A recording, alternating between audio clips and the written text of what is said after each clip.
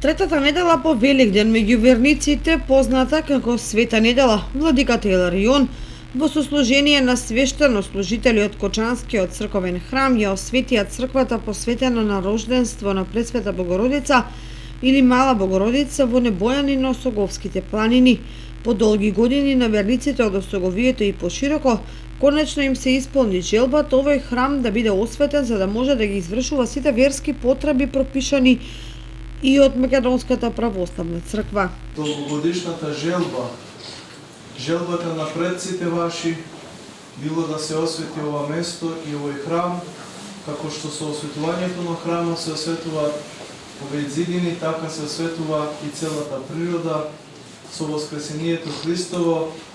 но се осветува и секој оној човек кој што постанува жив храм, односно Бог по благодат, жител на Небесното Царство. Денеска осветувањето на овој храм значи осветување на сите нас, бидејќи сите ние доаѓаме во храмот за да се осветиме, за да станеме богови по благодат, за да постанеме сите жив храм, како што вели апостолот Павле, не живеем повеќе јас, туку Христос во мене. Во ова недела денеска, во третата недела по воскресението Христово, ги празнуваме жените мироносици, кои што стоја покрај крстот со Мајката Божја, но и претходно ги следеа сите настани што се случуваа со Господа,